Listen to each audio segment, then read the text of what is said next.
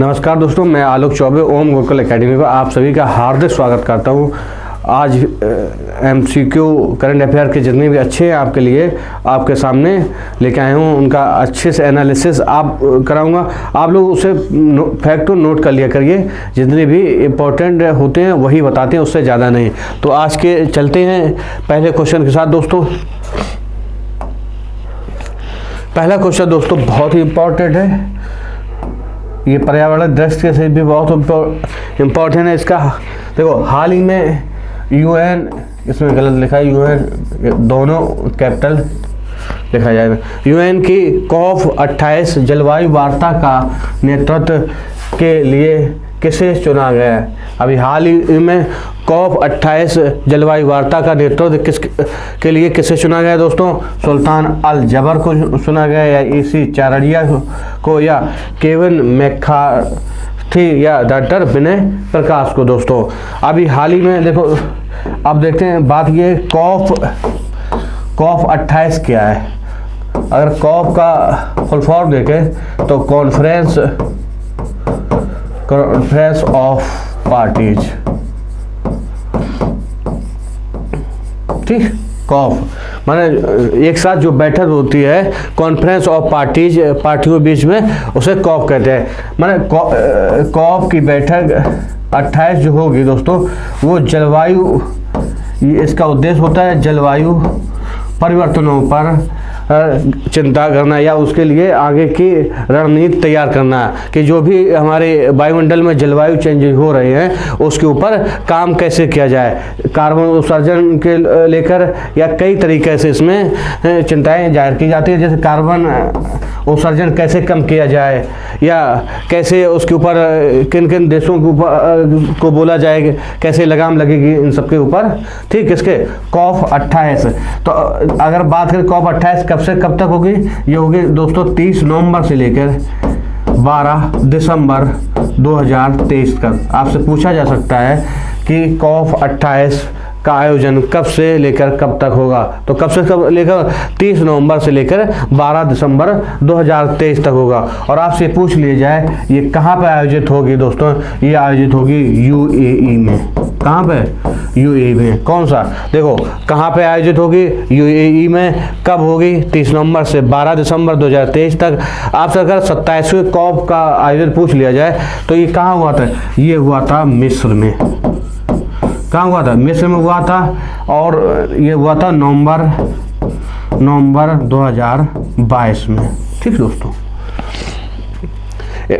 COP28 की बैठक में क्या होगी, किसके ऊपर वार्ता होगी अगर आपसे पूछ लिया जाए तो जलवायु परिवर्तनों के ऊपर जो भी चेंजेज आ रहे हैं उनके ऊपर इसमें वार्ता होगी दोस्तों। और कहाँ पे होगा? ये होगा UAE में। और कब से कब? 30 नवंबर से लेकर 12 दिसंबर तक।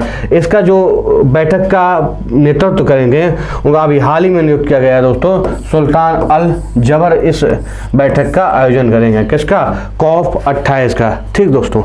अब देखते हैं इसमें बी ऑप्शन, AC चारड़िया, इनको अभी हाल ही में नासा ने अपना चीफ टेक्नोलॉजिस्ट नियुक्त किया है, ठीक। कैसे? AC चारड़िया को। ये नासा के जो प्रमुख हैं बिल नेल्सन के सलाहकार के रूप में काम करेंगे। किस मामले में सलाह देंगे? ये प्रौद्योगिकी नीति में प्लस अंतरिक्ष के जो भी कार्यक्रम हैं, अंतरिक्ष कार्यक्रमों में ये नासा के चीफ बिल नेल्सन को सलाह देंगे। इन्होंने किसकी जगह ली है? अभी हाल ही में ये नियुक्त हुई, इसलिए इम्पोर्टेंट है। और ये एक भारतीय मूल के अमेरिकी हैं, ठीक दोस्तों। इन्होंने भारतीय मूल के एक थी, इससे पहले भाव्या लाल, इनका स्थान लिया है। किसने? AC चारड़िया को। AC चारड़िया को नासा ने अपना प्रमुख चीफ टेक्नोलॉजिस्ट नियुक्त किया है। किसके सलाह देंगे? ये नासा के चीफ बिल नेल्सन को सलाह देंगे दोस्तों। और ये प्रौद्योगिकी नीति प्लस अंतरिक्ष कार्यक्रमों पर ये सलाह देंगे, इनकी जो सलाह मानी जाएगी। अब देखते हैं सी ऑप्शन। सी ऑप्शन में दोस्तों केविन मैकार्थी, ये अमेरिकी के हाउस ऑफ रिप्रेजेंटेटिव जो हाउस है उसके ये अध्यक्ष नियुक्ति हुई है। किसकी जगह ले गई ये नैन्सी पेलोसी। ठीक, ये रिपब्लिकन पार्टी की नेता हैं। ठीक दोस्तों, और डॉक्टर विनय प्रकाश सिंह, अभी हाल में इनकी नियुक्ति हुई दोस्तों, एशियाई डाक संघ का इन्हें महासचिव नियुक्त किया गया है। किसे? डॉक्टर विनय प्रकाश को। कितने वर्षों के लिए? 4 वर्षों के लिए। ठीक, इसका एशियाई डाक संघ का महासचिव। किसे? डॉक्टर विनय प्रकाश को। ठीक, थाईलैंड बैंकॉक की एक बैठक में इसके ऊपर मतदान हुआ, तो उस मतदान में इनको महासचिव के तौर पर नियुक्त किया गया 4 वर्षों के लिए। देखते क्या होता है। यूएन की COP28 के नेतृत्व कौन करेगा? सुल्तान अल जबर। इसका आंसर क्या है? ए। चलते हैं नेक्स्ट क्वेश्चन पे दोस्तों। हाल ही में BRO में तैनात होने वाली पहली महिला अधिकारी कौन बनी है दोस्तों? सुरभि जगमेला, या शिवा चौहान, या सानिया मिर्जा, या अवनी चतुर्वेदी। दोस्तों आपके लिए ये क्वेश्चन बहुत ही इंपॉर्टेंट है, और इसके जो भी ऑप्शन में फैक्ट बता रहे हैं वो भी बहुत इंपॉर्टेंट हैं। क्योंकि इसमें सभी में पहली बार लिखा है, क्योंकि हाल ही में BRO माने बॉर्डर रोड ऑर्गेनाइजेशन, सड़क संगठन।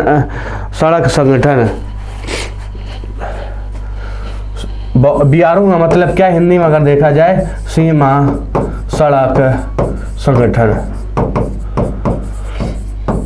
सीमा सड़क संगठन का अगर कब स्थापना हुई आपसे पूछ लिया जाए, ये हुई 7 मई 1960 ईस्वी में। ठीक दोस्तों, और इसका मुख्यालय आपसे पूछ लिया जाए तो दोस्तों नई दिल्ली। इसके प्रबंधक इस समय कौन है? किसके? सीमा सड़क संगठन के दोस्तों, तो राजीव चौधरी।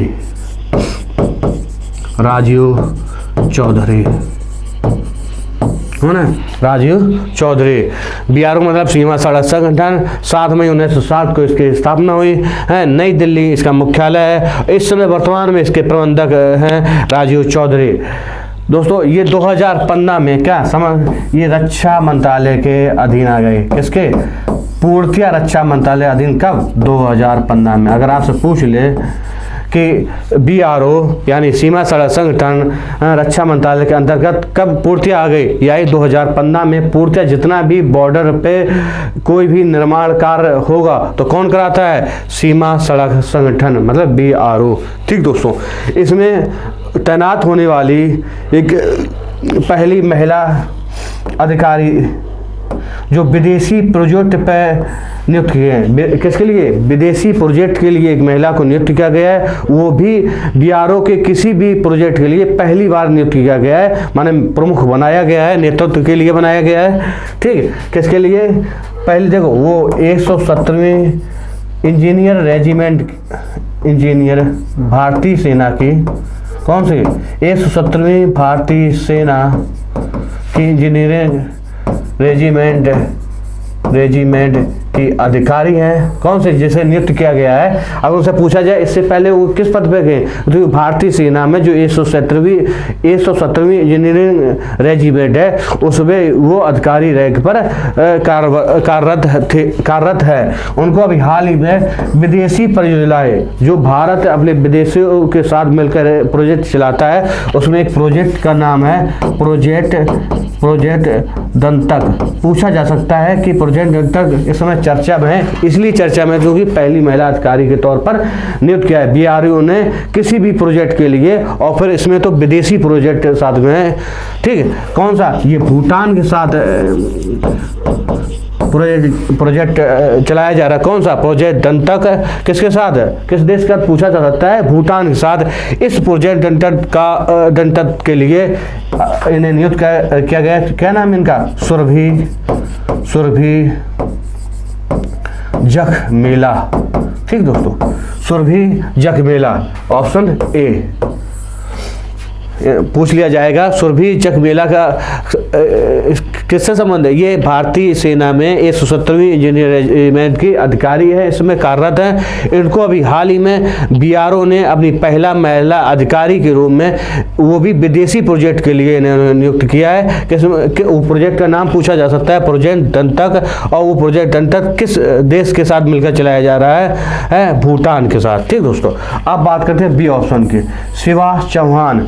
शिवा चौहान तो अभी हाल ही में सियाचिन के ऊपर पहली महिला अधिकारी के रूप में नियुक्त किया गया है। कहाँ पे? सियाचिन में इनको नियुक्त किया गया है, वो भी पहली महिला अधिकारी हैं। ठीक, भारतीय सेना की। सानिया मिर्जा अभी उत्तर प्रदेश मिर्जापुर की हैं, पहली मुस्लिम महिला फाइटर। कौन सी? पहली महिला मुस्लिम फाइटर, विमान उड़ाने वाली पायलट। ठीक, पहली पायलट है, वो भी किसकी? फाइटर विमान के लिए, और पहली मुस्लिम महिला। ठीक दोस्तों, बहुत इसलिए नाम है कहाँ के? उत्तर प्रदेश के मिर्जापुर के। अवनी चतुर्वेदी अभी हाल ही इसलिए चर्चा है क्योंकि पहली बार 16 जनवरी से लेकर 26 जनवरी तक 10 दिवसीय एक युद्धाभ्यास का आयोजन हो रहा है। उस युद्धाभ्यास का नाम क्या है? वीर गार्जियन। किसके साथ हो रहा है दोस्तों ये वीर गार्जियन? ये हो रहा है जापान के साथ है। इससे पहले धर्म गार्जियन करके भी होता है जापान के साथ, लेकिन अब की बात पहली बार वीर गार्जियन करके हो रहा है। किसका? जापान। इस युद्धाभ्यास में जो 16 जनवरी से लेकर, कब से? 16 जनवरी से लेकर 26 जनवरी तक युद्धाभ्यास का आयोजन किया जा रहा है। इसमें फाइटर, इसमें पहली बार भाग लेंगे कौन? अवनी चतुर्वेदी। ठीक, कोई भी महिला अधिकारी युद्धाभ्यास में पहली बार भाग लेने वाली पहली महिला अधिकारी बनी। कौन से? अवनी चतुर्वेदी। ठीक, इसका आंसर क्या हो गया? सुरभि जख मेला। चलते हैं नेक्स्ट क्वेश्चन। हाल ही में G20 की इंफ्रास्ट्रक्चर वर्किंग ग्रुप की पहली बैठक कहाँ आयोजित की गई दोस्तों? पुणे महाराष्ट्र में, जयपुर राजस्थान में, इंदौर MP में, या गुवाहाटी असम में? देखो दोस्तों, G20 अभी आप कई बार आपको बता देते हैं, G20 की शिखर अध्यक्षता इस समय भारत के पास, इसलिए भारत में G20 संबंधित कई बैठकें आयोजित की जा रही है। उसमें ये बैठकें कौन सी? इंफ्रास्ट्रक्चर वर्किंग ग्रुप की बैठक कब से कब तक? 13 से 16 जनवरी तक। ठीक, 2023 तक इसकी बैठक के आयोजित की गई। कहाँ पर की गई? ये की गई पुणे महाराष्ट्र में। अगर बात करें थीम की दोस्तों, थीम की,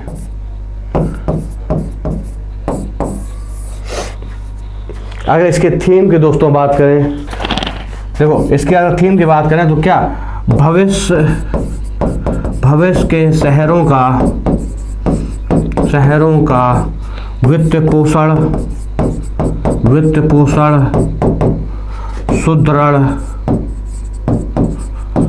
सुदृढ़, समावेशी और टिकाऊ।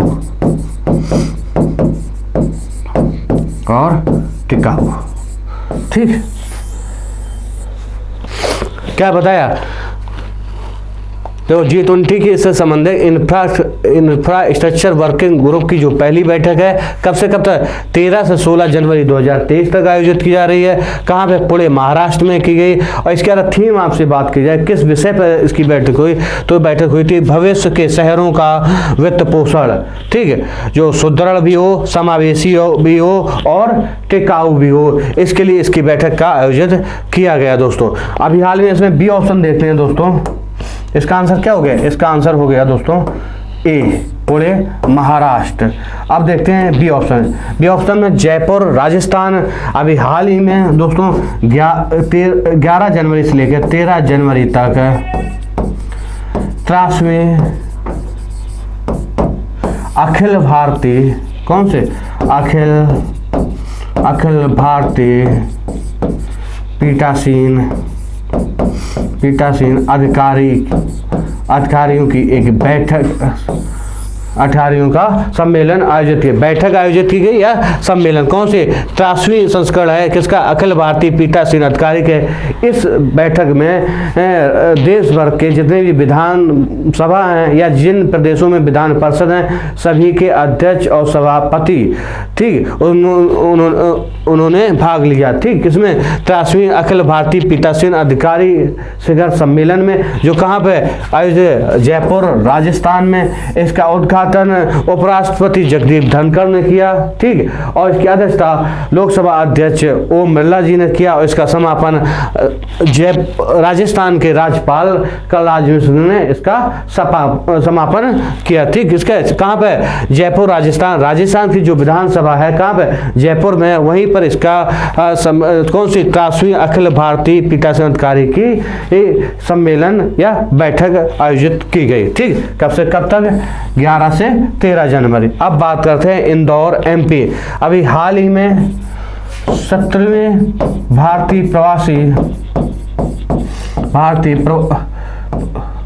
प्रवासी ऐसे लिख लीजिए, प्रवासी भारतीय सम्मेलन का आयोजित किया गया, कौन से, 17वें क्रम कब से कब तक, 8 से 10 जनवरी।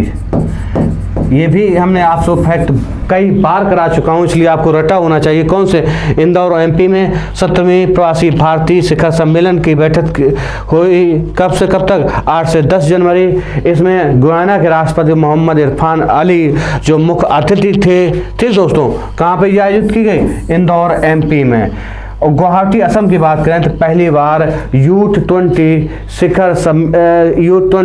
समिति की बैठक होगी, कहाँ पर, गुवाहाटी असम में। अभी हाल ही में नई दिल्ली में किसके लिए, Y20 मतलब यूथ 20 के लिए लोगो, उसका थीम जारी किया था किसने, अनुराग ठाकुर ने, कहाँ पर, नई दिल्ली में। इसका आयोजन पहली बार भारत इसके मेजबानी कर रहा है कि जिस भी देश में G20 की अध्यक्षता होती है या G20 शिखर सम्मेलन की अध्यक्षता, उसी के साथ साथ उसके पैरेलल यूथ 20 समिट का भी आयोजन उसी देश में होता है, इसलिए G20 की अध्यक्षता भारत कर रहा है और शिखर सम्मेलन की बैठक भी भारत करेगा, इसलिए यूथ 20 की पहली बार मेजबानी भारत कहाँ कर रहा है, गुवाहाटी असम में। आपसे पूछ लिया जाए कब करेगा, ये पड़ेगा 6 से 8 फरवरी 2023, ठीक। यूथ 20 समिति का आयोजन कहाँ पे, गुवाहाटी असम में, कब, 6 से 8 फरवरी 2023 के बीच किया जा रहा है। तो इसका क्या पूछा था, इंफ्रास्ट्रक्चर वर्किंग ग्रुप की बैठक कहाँ गई है, 13 से 16 जनवरी पुणे महाराष्ट्र में, ठीक। चलते हैं, निम्नलिखित किस फिल्म समीक्षक और लेखिका ने अपनी नई किताब Irfan Khan life in movies की घोषणा की। अभी हाल ही में किसके, इरफान खान जो अब उनकी डेथ हो चुकी है, इनके ऊपर एक फिल्म की घोषणा, एक पुस्तक की घोषणा की है, बुक। इसका कब लॉन्च किया है, ये दोस्तों लॉन्च की जाएगी मार्च 2023 में, ठीक। अभी लॉन्च नहीं हुई, सिर्फ घोषणा की गई है। इसे लॉन्च कब किया जाएगा, इसे किया जाएगा मार्च 2023 में। इसके सुब्रा गुप्ता इसे लॉन्च करेंगे। बात करते हैं जितेंद्र दीक्षित। तो जितेंद्र दीक्षित ने अभी हाल ही में कश्मीर के ऊपर एक पुस्तक लिखी है, तो कि कश्मीर 370 के साथ और उसके बाद। अगर पुस्तक का नाम देखा, कश्मीर 370 के साथ और बाद में, ठीक। इन्होंने एक पुस्तक लिखी, किसने लिखी है, लिखी जितेंद्र दीक्षित ने, कि कश्मीर 370 के साथ और बाद में क्या क्या चेंजेज है, क्या उसके परिणाम है 370 धारा हटाने के। इस किताब में सभी का वर्णन उन्होंने अपने हिसाब से लिखा है, क्या क्या बदलाव हुआ और क्या नहीं हुआ, क्या होना चाहिए, किसका, कश्मीर 370 के साथ और बाद में। किसने लिखी पुस्तक, जितेंद्र दीक्षित ने। अब बात करते हैं प्रेम प्रकाश ने दोस्तों अभी हाल ही में एक पुस्तक लिखी है रिपोर्टिंग इंडिया,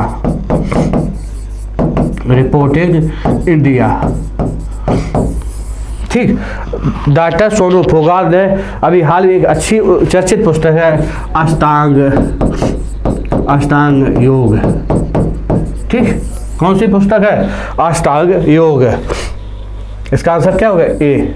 चलते हैं नेक्स्ट क्वेश्चन।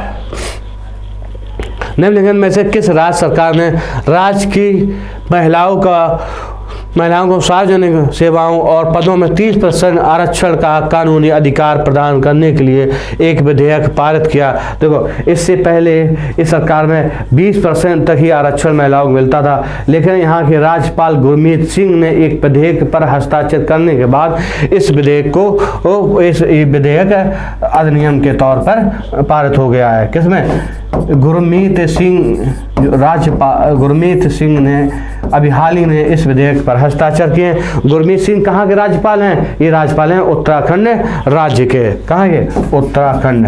आप लोगों को सभी राज्यों के मुख्यमंत्री और राज्यपालों के नाम याद होने चाहिए, क्योंकि स्टैटिस्टिक्स के जरिए ये पूछ लिया जाता है। ठीक, गुरमीत सिंह ने अभी हाल ही में हस्ताक्षर किए कौन से विधेयक पर?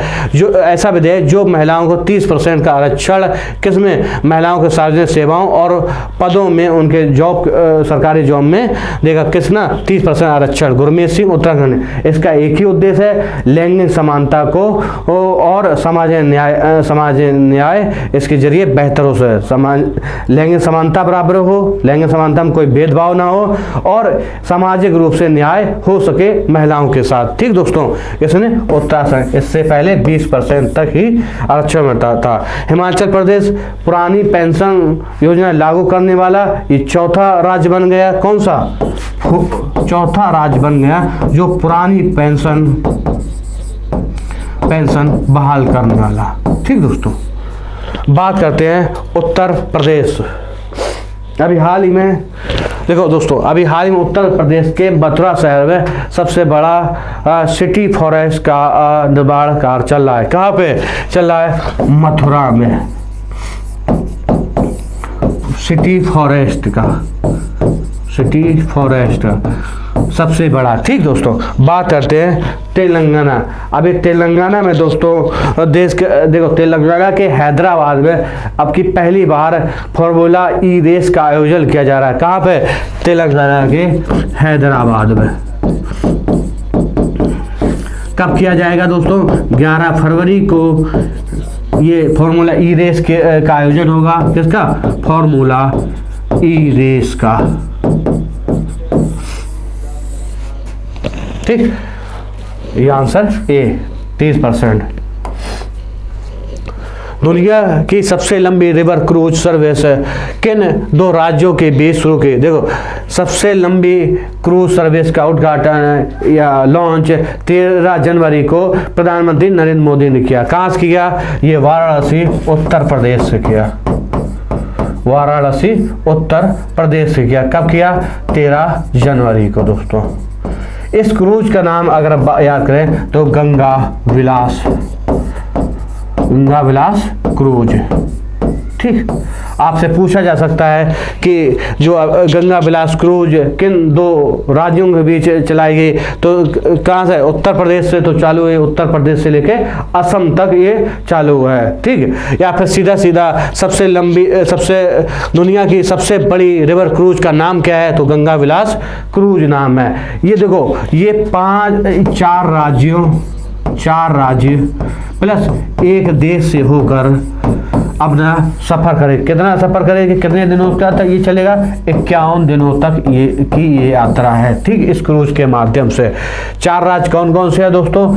4 राज्य हैं यूपी, बिहार, झारखंड और असम। ये 4 राज्य। पश्चिम बंगाल गलती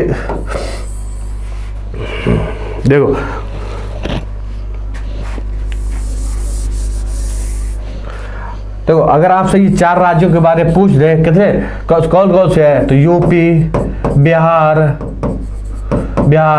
झारखंड और असम। ठीक दोस्तों, ये 4 राज्य। एक देश की अगर बात करें तो बांग्लादेश। ठीक, इन 4 राज्य और एक बांग्लादेश के जितने भी सामरिक महत्व वाली जगह हैं उन सभी जगहों से होते हुए ये क्रूज कितने दिन 51 दिनों की यात्रा करेगा।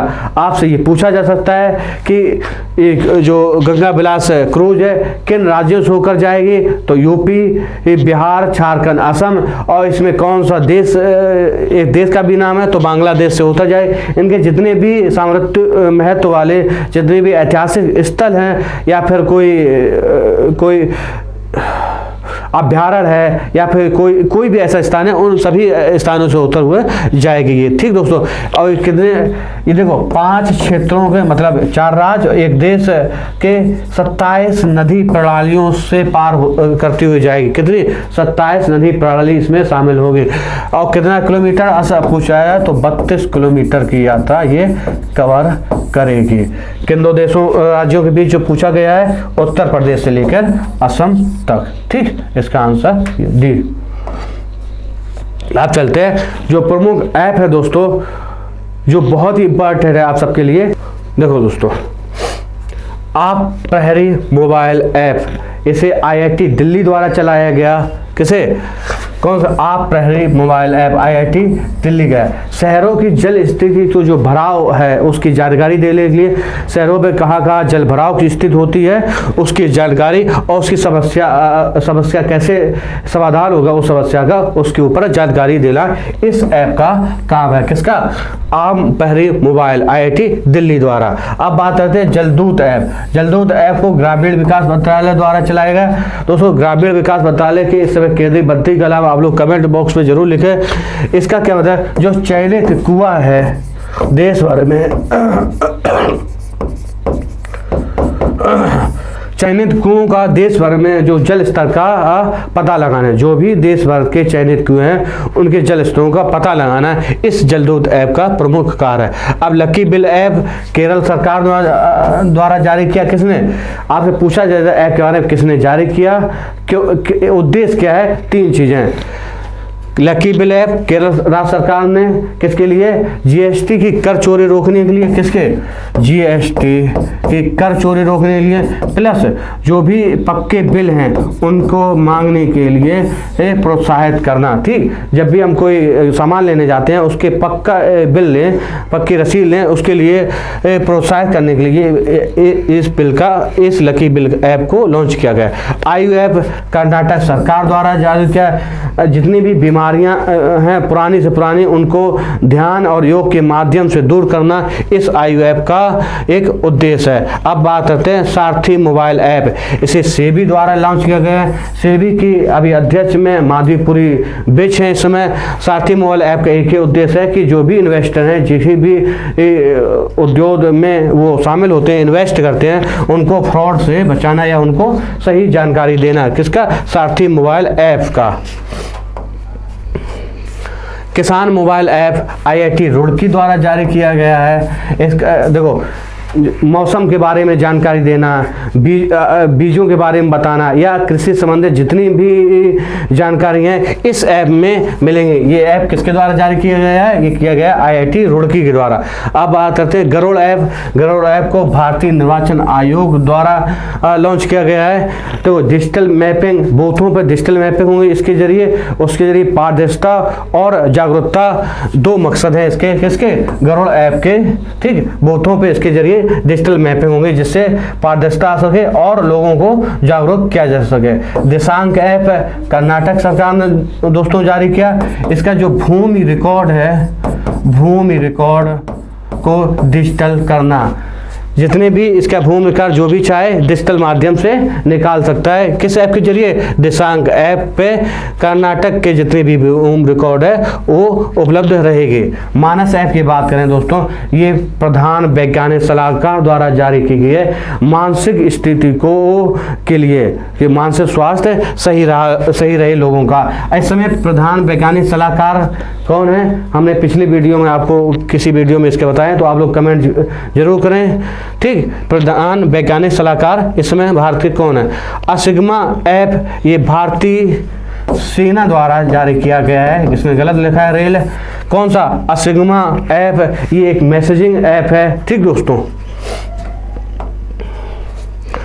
फिश वाले ऐप असम सरकार ने किया है। फिश जो मछली वाले होते जो पकड़ते हैं उनके लिए है। वाइब्रेक ऐप केंद्रीय आयुष मंत्रालय द्वारा, ठीक। जन निगरानी ऐप जम्मू कश्मीर द्वारा जो भी सरकारी सुविधाएं हैं उनकी निगरानी करने के लिए ठीक, कौन सा ऐप? जन निगरानी ऐप लॉन्च किया गया है, ठीक। माई पार्किंग ऐप सूचना प्रसारण मंत्रालय द्वारा, ठीक, पार्किंग के बारे में जानकारी के लिए, ठीक। दोस्तों, जितने भी प्रमुख ऐप थे आपको आ सकते थे, प्रमुख बहुत इंपॉर्टेंट वही आपके सामने है, इन्हें एक बार नोट जरूर कर लेना, ठीक। दोस्तों चलते हैं, पढ़ते रहिए, तब तक धन्यवाद दोस्तों।